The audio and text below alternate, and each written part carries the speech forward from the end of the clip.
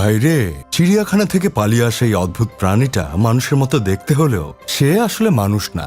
এই বিরল প্রজাতির অদ্ভুত প্রাণীটা শেখ হাসিনার জন্মদিন উপলক্ষে কেক নিয়ে টিএসসি মোড়ে হাজির হয়েছিল। অথচ এই প্রাণীটির ইজ্জতের মাইরে বাপ পাকিস্তান করে ছেড়ে দিচ্ছে পিচ্ছি পিচ্ছি পোলাপান। যদিও এই প্রাণীটি ইজ্জত অনেক আগেই বিক্রি করে দিচ্ছে। তো নারী না, সে ভাড়ায় চালিত গাড়ি। বলেন কি? এই অদ্ভুত প্রাণীটি কেক কাটতে কাটতে বলে, আর পাশে দাঁড়িয়ে থাকা পোলাপান স্লোগান দেয়, স্বৈরাচারের জন্মদিন। শুধু তাই না, পোলাপান কেক হাতে নিয়ে সেই কেক না খেয়ে এই প্রাণীটার মুখেই ছুঁড়ে মারে। এটা কোনো কথা? প্রাণীটি তখন বলে, নেত্রীর জন্মদিন দেখে কেক নিয়ে এসেছিলাম, কিন্তু টুকাই পোলাপান আমার কেক আমার মুখেই ছুঁড়ে মারছে। এখন আমার কথা হইল, সে নিজে টুকাই হয়ে অন্যকে কিভাবে টুকাই বলে?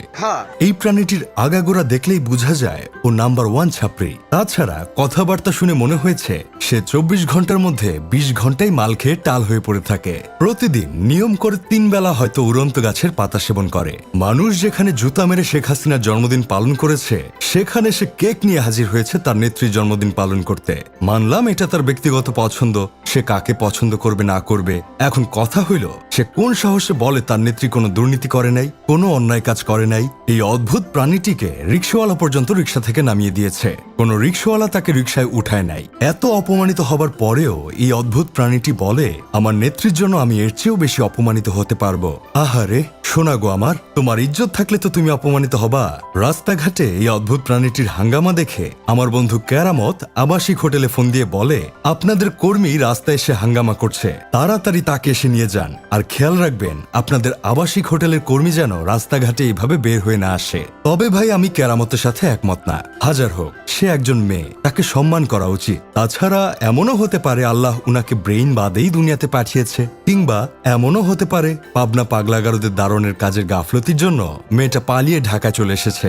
এখন আমাদের উচিত মেয়েটাকে দৌলত দিয়া যাবার রাস্তাটা দেখিয়ে দেওয়া। তা আপনারা কি বলেন? বেশ অনেকদিন আগে একটা মেয়ের ভিডিও ভাইরাল হয়েছিল। মেয়েটি শেখ হাসিনার ছবি নিয়ে রাস্তায় দাঁড়িয়েছিল। সাংবাদিক যখন প্রশ্ন করলো, তুমি কেন শেখ হাসিনার ছবি নিয়ে দাঁড়িয়ে আছো, তখন মেয়েটি কাঁদতে কাঁদতে উত্তর দিয়েছিল, আমি স্বপ্নে শেখ হাসিনাকে দেখি। স্বপ্নে শেখ হাসিনা আমার নাম জিজ্ঞেস করে, আমি কেমন আছি, কোন ক্লাসে পড়ি সেগুলো জানতে চায়। কিন্তু আমি যখন শেখ হাসিনাকে জড়িয়ে ধরতে চাই, তখনই আমার ঘুম ভেঙে যায়। শুধু তাই না, এই মেয়ে আরো বলে, আমি শেখ হাসিনার সাথে সাক্ষাৎ করতে চাই, তাকে জড়িয়ে ধরতে চাই। উনার সাথে দেখা না হওয়া পর্যন্ত আমি শান্তি পাচ্ছি না, পড়াশোনায় মন দিতে পারছি না। চিন্তা করেন ভাই অবস্থা, আমরা কোন লেভেলের পাগল ছাগলের সাথে বসবাস করি। এই মাইয়ার নাক টিপলে এখনো দুধ বের হবে, সে কিনা এই বয়সে চাটাচাটি শিখে গেছে। এই ভিডিও দেখার পর আমার বন্ধু কেরামত আমায় কইছিল, এই মায়ের কি বাপ মা নাই? শুধু সন্তান জন্ম দিয়ে রাস্তায় ছেড়ে দিলেই তো হয় না, এইগুলোকে মানুষও করতে হয়। যাই হোক, শেষমেশ আমি গোলাম হোসেন একটা কাজের কথা কই। আমাদের দেশে এখনো কিছু মানুষ মেয়েদের সম্মান করে বলেই এই তার ছিঁড়া মাইয়াগুলো যা ইচ্ছা তাই করতে পারে। কিন্তু এই কাজগুলো যদি কোনো পোলা করত, তাহলে পাবলিক উত্তামার দিয়ে বান্ডি ফাটিয়ে দিত।